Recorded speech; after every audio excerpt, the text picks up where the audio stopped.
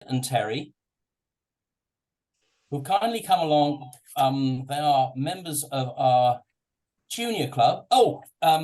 Reading Abbey, and they're coming to speak to us today on, what are you speaking on, Fred? Tell us all about it. Launch Reading. I'm going to do that now, if you let me. Launch Reading. So if you can share a screen, and I'll hand you over to Fred. Sorry, Terry, we're up for a bit of a laugh today, you see. That's okay. It's Christmas spirit. Yep. Can you all see my screen? Yes. Yep. That's wonderful. Well, first of all, can I just say thank you for the warm welcome from Terry and I, and we send our greetings of our club president, Mike Dyson, who of course can't be with us today, and also our membership of your daughter club. Yeah. So really nice to be here. We've left plenty of time for questions, so I'm going to go straight into the slides. Just confirm you can see them all. Great. Okay, here we go then. So today I want to talk about Launch Reading fairly quickly, I think, so we can have some good dialogue. The background to the project, the key features of it, the UK initiative, which is called Launch Reading, and what we're doing. We've been doing it for over a year now, so our next steps. So, how did it all start? Well, it started with one of our Rotarians getting involved in a Zoom meeting, heard about this program that's going on in the States, which essentially is a program to help entrepreneurs, people who want to start a business. They've been doing that for a number of years. When we made contact with them, they had over 600 going through the program, as they would in America. Launched in North Carolina by a club called Raleigh, from a city called Raleigh in North Carolina. So we kind of worked with those folks and asked them what the program was about, and is it something that we could possibly launch here in the UK. The program has got a title, Launch My City. So clearly in Raleigh, it was Launch Raleigh. So we decided to make it Launch Reading. So moving on to the next slide, if I may. There's a number of elements to the program. The program is 10 weeks long. It runs on an evening, and we run it out of the Oracle Shopping Centre, not in the mainstream, but in the management suite there. So there are a number of elements to the program, and I'll put them on the screen now. First thing, the learning experience is a kind of a shared learning experience between the tutors and the people on the program. We have mentors, people who agree to mentor people once the program is completed. There's a small grant startup, which we help people to access. And of course, the whole program provides networking for these young entrepreneurs. By the way, they're not all young. The age range, we say they've got to be adults, but they're effectively from about 22, 23 to about 55. So they are relatively young as far as I'm concerned. So what was the key steps in getting this program going? Well, first of all, we had to develop a website, Facebook, poster campaign, so that we could check if there was a demand in Reading for such a program. Were there people wandering around the streets saying to themselves, I'd like to start up a company, I don't want to work for somebody, I want to be my own boss? Well, we got substantial interest. We had people applying on the website, which is a fairly I am at home. I'm on a Zoom meeting. Can I call you back? Okay. So there was substantial interest for the program, because if there'd been no interest, we would have stopped at that point. Sorry, members, can we put ourselves on mute, please? Put ourselves on mute. Okay, so we proved, because the first step of this program was to prove that there was a need. So we worked closely with the US partners, and in all good educational experiments, we used their model. We looked at how they developed their program, and we modified it for the UK. We set a budget, and here I must thank your club, because we made a bid to your charity fund, which gave us £1,000 to help buy software for this, and we're so grateful. Thank you very much.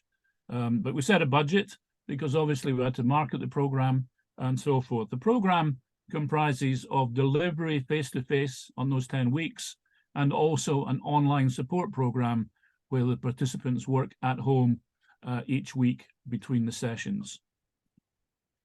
We selected tutors and business mentors to deliver the program, and I became one of them and took the lead role. Terry alongside me, and Mike Dyson, the three of us are delivering the program. But that was a bit wider in the club. You have 5 or 6, 7 people in the advisory committee, like all Rotarians do. You have an advisory committee. And then we found local partners to support our program. One of the local partners, substantial partners, is Hammerson's at the Oracle, who manage the Oracle. And they've provided us with superb resources, free car parking on the evenings and so forth. So that's how we developed the program. So what's the first year looking like? Well, we proved there was a demand. We did a delivery. We got people to complete their business plans. We made small grants available through working with Reading Borough Council and others. We have selected a bunch of people who will mentor these people when they finish the program. We've got them to network through social media, Facebook groups, and so forth. And surprise, surprise, we've recruited a second program, and that one is almost finished now. I thought you might like to see a few pictures because it always puts the flesh on the program. That's the first group that we recruited in March. They all look very happy, don't they? They're in the process there. They were in week 7, so they're kind of halfway through developing their business plans. And remember, we test their business plans all the time with them. It's a very interactive model. So that's a nice picture of the first group. And there's the second group. And you can see the diversity in the group as well. And that group is just nearing the end of their program, and they'll be pitching for grants in the early part of January. And then we thought we might just give you a little picture of these people, and I'm sure Terry can chip in here as well. That's just an example of some of the, I mean, none of these companies are earth-shattering, you know, a new invention that no one's ever seen before. But they're simply people who would like to set up their own small companies. Let me give you one example. The one on the top left there, the humble tiffin. There's a lady married to a local doctor, wanted to, a couple of kiddies, wanted to start up her own business. She's vegan, she's Muslim, and she's started up a tiffin company. I'm sure you're all aware that in India, various countries, they have little round tiffin bowls where they put different layers of food in. She started up a company delivering that from her home. People ring in or go onto her website or Facebook. They come in on Monday evening, they pick the food up, five tiffin boxes together, they take it home, feed the family, bring it back the next day. She's done that, a wonderful business. Let me give you one more. Terry, could you talk about Alma's Garden? I can talk about Alma's Garden. Alma is a nurse, works full time, and in her spare time was making soaps for friends and relatives. And they had too many, decided it would be good to make some extra money. So she started making soaps and selling them through markets. And during the program, she realized that she quite liked making these soaps and making some money out of that. But going to markets alone wasn't going to raise enough funds. So she started thinking about how can she expand her market, and looked at the online marketing like Etsy and Facebook sales. And she's now spending a lot more time making soaps, and she still sells at markets, but has the alternative of selling through online. And I think what it did, it helped her understand her market better and what she can do and where to go. If I can talk very briefly about another one, Greener Health. Hannah was a physio, she still is a physio. She wasn't confident that she could set up her own business and make enough money for a living. She worked part-time at the NHS and had 1 day a week on the business. And through the program and developing the business plan and the associated financial plan, she realized that yes, she could actually make a good living out of going full-time in her own business. And within the 6 months of finishing the program, she's running her own business and very happily. Thank you, Terry. So we won't go through them all, but you can get a flavour there of the diversity of the companies that we've supported and helped people through. Just a quick one. We didn't solicit these comments, but I thought it was worth you just looking at one or two. Everyone on the program, I could have filled the page 2 or 3 times. Everybody on the program was supportive, not just about how we delivered it to them, but also the style of delivery and how we worked with them. And as the program progressed, we're using their experience with each other. But you can see from that, just very briefly, that we had some fairly happy clients. So in rounding that off and ready to answer questions, if you're interested in helping us, we'd be very appreciative. First of all, if you know of any budding entrepreneurs, anybody who wants to start up, then please just get them to go and look at our website. It's dead easy to find out what we're doing, and they just make an initial inquiry and we follow it up. But if anybody would like to help behind the scenes and alongside us, we're always looking for people to help us with delivery of the program. We're especially looking for people to mentor some of these people. Mentoring is being a sort of distant friend on the phone or on Facebook or whatever, or Instagram or whatever, helping them when they get a few little problems. Or indeed, if you really feel committed to it, we'd love to see you on a steering group. So we're trying to develop this program specifically in Reading. We've been trying to get it running in other parts of the district 1090. So Mike and I and colleagues have been running around the district doing this presentation, trying to get other clubs to think about it as well. So probably in that point, it's good to stop and answer your questions. So thank you very much for listening. Thank you very much, Fred. Can we go back leave to the links? the share screen, please, Fred? Oh, sorry. Thank you. I need to come out of that, don't I? Thank you. Yeah. Am I out now? Yeah. Okay. We might be appearing soon. Oh, Yep. yes. There we go. Oh, and we got Tony has joined us since. The wonders of modern science. Right. Brilliant.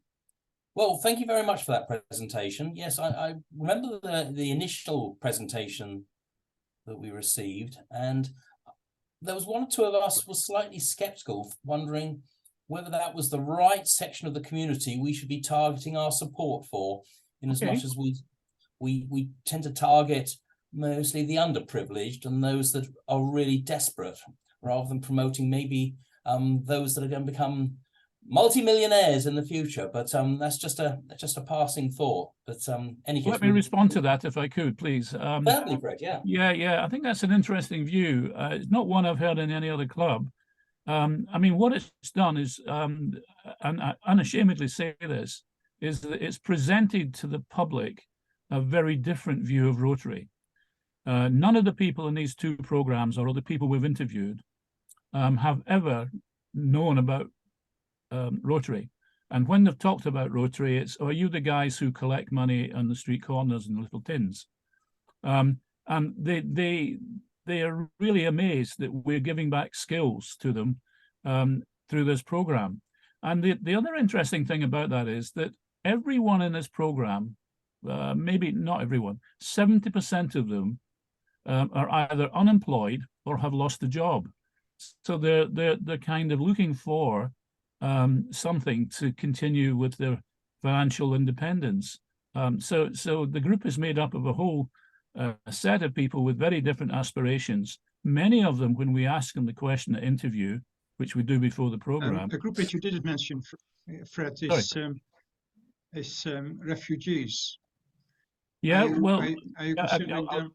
Of course, I can say something. But just to finish that off, most of them, when we ask them, what's the driver that you want to set up a business? It's because they don't want to work for somebody else, which I was quite surprised about. Refugees, yes, I've spoken to the refugees organizations, and they are free to join. The problem with the refugee population is that in order to successfully complete the program and do a business plan, they do need to have a reasonable command of English. And that's been the stumbling block, actually, in helping them. We've had a few people, I mean, you probably won't see from the pictures, but it's a very multicultural group. The lady with the soap's Hungarian. We have people there who are Indian, where English is not their first language. But some of the refugees that I've spoken to struggle because they have a limited command of English. Yes, I think that's If I may also add, I don't think that any of them would become multimillionaires. No, It's no. not the type of business that will attract.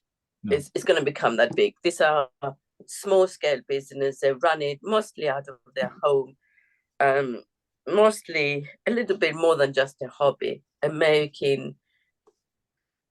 contributing to the family budget rather than becoming very rich. Terry, yes, don't worry. I was only being facetious with my just comment. But yes, because we support it and we think you're doing a fantastic job. Thank you. I was just trying to be sort of the awkward one. Yeah. Roger, you got your finger up first. Yes, Fred, when you spoke to us before at the beginning of the program, Yeah. you were at a stage when you commented on the fact you had to find candidates, potential entrepreneurs, which you clearly have done very successfully. But I was wondering how, in fact, or where they came from in terms of you making the link with them, because understandably you pointed out that was a thing you had to do at the beginning. Okay, I think that's a good one. A lot of it is slogging around various locations in Reading. This program attracts people who are unemployed, who are, for example, I go every Thursday to Whitley, to the association there that does the food bank. I'm sure you're aware of it, CDA. I stand in the food bank every Thursday and speak to people who want to start up a business. I stand in the Oracle, but more so in Broad Street Mall, where we have a stand.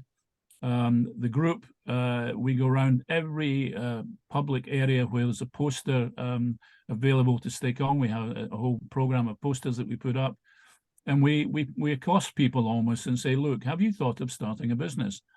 Most of them say no, but once you've had a chat with them, you find out they've been doing a small business from home at night, say, cleaning or ironing or whatever. They then think, yes, we could start a business, but it's really hard work getting out there to that part of the population that I call sometimes refuseniks. The rest of the sectors can't get to them. And one good thing about Rotarians is we're not shy in going out and meeting the public. So that's a strength for us.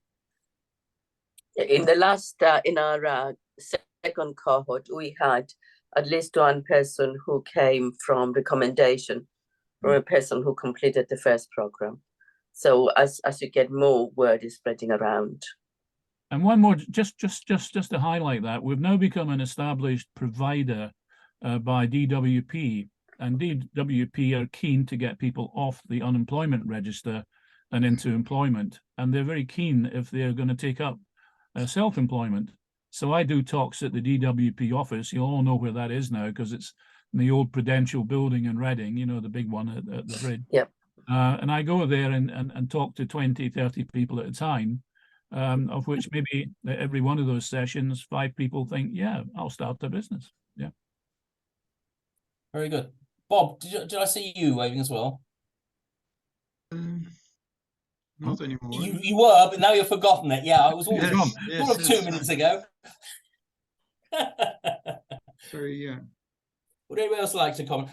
Fred, it was interesting. We had Tony Page come and talk to us the other day, and he said that there are a huge number when we talk about people in Reading that, as you say, can't speak English. He was sort of concerned about it from a citizen's point of view.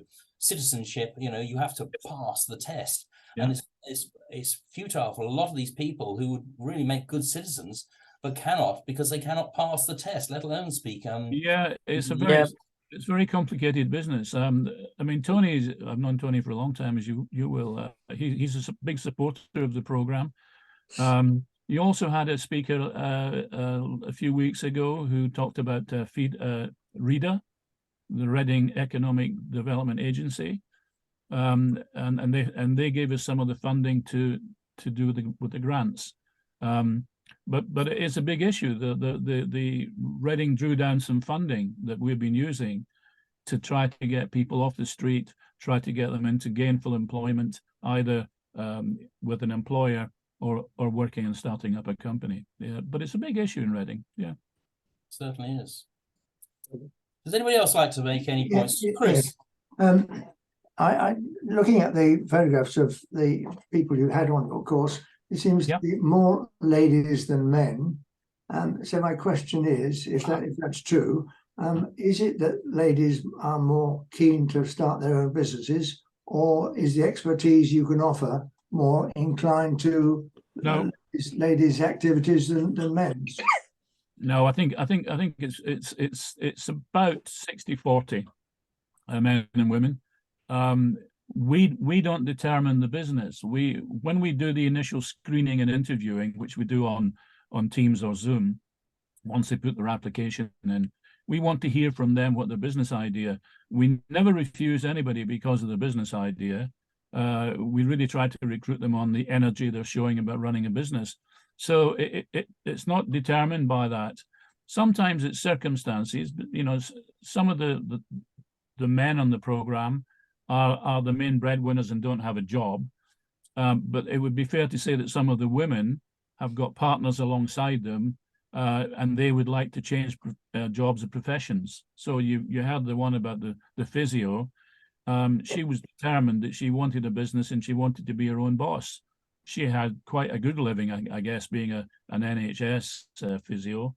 So there's a slightly different drive from each individual. So we take that on board when we select them. Thank you. We haven't got any more comments. Can I just make one other? A lot of these people had these businesses maybe as sidelines. Mm-hmm. You are obviously legitimizing these businesses and obviously encouraging them to put in tax returns and things like that. Yep. Yeah, that's all part of the that program. go down? Yeah, we go through every element of a business. Yep. We advise them on what format the business should take, whether they're sole traders, whether they need to be limited companies. We guide them down the route that they'll have to pay tax. I mean, a lot of them have already thought that through. Yeah. So we go through all the aspects of the business. None of these are moonlighting. We even, we insist they engage an accountant in the business plan so they get the right advice as they move forward. We advise them on social media and marketing. So the whole program, I mean, it's a very comprehensive 10 weeks, and they have to work hard to get to the end point where they produce a business plan that's viable. And that viable plan has to be presented to a judging panel of 3. In fact, we make 3 Rotarians who are business people, and they listen to their pitch about their business. And on that basis, we make the award of a grant of up to £1,500. So they have to work hard to get to that point. Brilliant. Yeah, so we give them a basic understanding of running a business in the UK, in England, in terms of the taxes, the legal framework, the requirements for insurance, registering for VAT, having a lawyer. We cover all of that, trying and not only help them establish a business, but also protect them as well. Very good. Very good. Right. Well. Anybody else? No, then I'm going to hand the meeting across to Leslie, who would like to say a few words, I believe. Right. Once you've come off mute. Thank you very much, Tim. I was going to welcome the guests rather than thank them, but I'm very happy to do that. Fred and Terry, it's lovely to hear a successful story about setting up a project and seeing it come to fruition. Something that I think all Rotarians need to feel that when we start something, we do actually see a positive result. I did notice I think it was one of your photographs of people taking part was someone I actually know, and it was great to see that you have obviously got contacts through Rotary as well as going out onto the street, so to speak, and finding your members to take part. So thank you very much for bringing us up to speed. I don't think you're actually going to be shall we say a threat to The Apprentice, but it sounds as though it sounds as though that you're doing similar work. So thank you very much indeed for sharing with us and we wish you all the best success. Thank you very much. Thank you. Thank you very much. Thank you very much, Leslie.